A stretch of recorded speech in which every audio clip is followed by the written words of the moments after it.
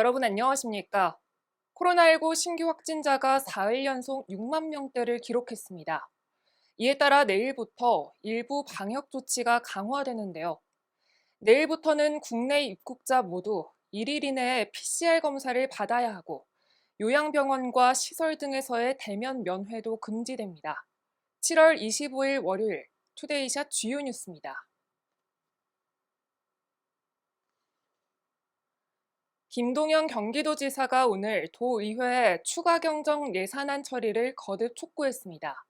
김 지사는 자신의 SNS를 통해 추경 편성이 늦어지면 비상경제 대응뿐만 아니라 취약계층에 대한 국도비 지원도 늦어진다며 민생 불안이 가중되는 가운데 특히 취약계층에게는 돌이킬 수 없는 큰 타격이 우려된다고 밝혔는데요.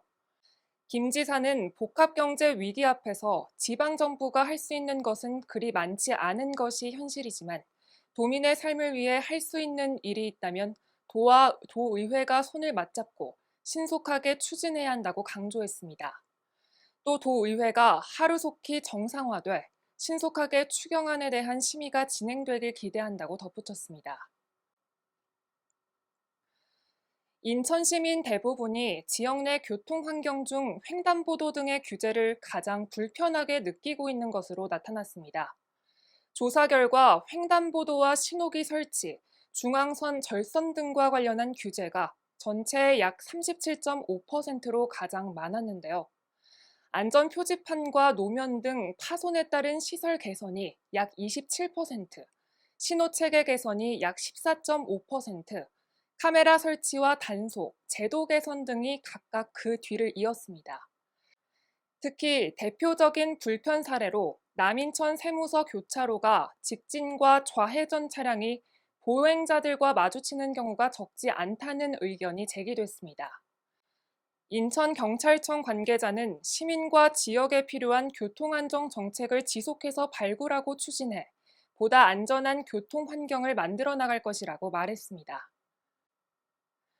고양시가 장마가 끝나고 찾아온 폭염으로부터 시민 안전을 지키기 위해 종합대책을 마련했습니다.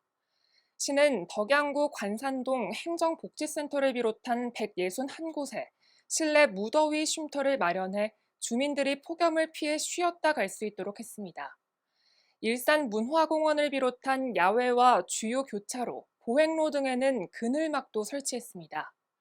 폭염으로 달아오른 도심도로에는 살수차 16대가 물을 수시로 뿌리고 시민 통행이 잦은 곳에 설치된 49개의 분수대는 폭염특보가 발령됐을 때 오전 9시부터 오후 6시까지 1시간 간격으로 물을 분사합니다. 또 시는 올여름 독거노인이나 장애인 등 취약계층에 대한 적극적인 지원에도 나서고 있습니다. 삼성전자가 오늘 화성 캠퍼스에서 세계 최초로 양산을 시작한 3나노미터 반도체 출하식을 열었습니다. 삼성전자는 지난달 게이트 올 어라운드 기술이 적용된 3나노미터 반도체 양산을 시작했다고 발표한 바 있는데요. 게이트 올 어라운드는 모든 면에서 전류가 흐르는 구조로 7나노미터 핀팻 구조 대비 칩과 소비 전력을 절감할 수 있는 기술입니다. 삼성전자는 해당 기술의 공정을 고성능 컴퓨팅에서 처음으로 적용하고 휴대전화 등 다양한 제품군에 확대 적용할 계획이라고 밝혔습니다. 또 이번 공정 양산을 시작으로 향후 평택 캠퍼스까지 확대해 나갈 예정입니다. 뉴스에서 전해드린 바와 같이 본격적인 찜통더위가 시작됐습니다. 오늘 전국 곳곳에 폭염특보가 발효됐는데요. 규칙적인 수분 섭취는 물론 정오부터 오후 5시까지 가장 더운 시간대는 최대한 외출을 자제하고 실내에서 휴식을 취하는 게 좋겠습니다. 뉴스를 마칩니다. 시청해주신 여러분 고맙습니다.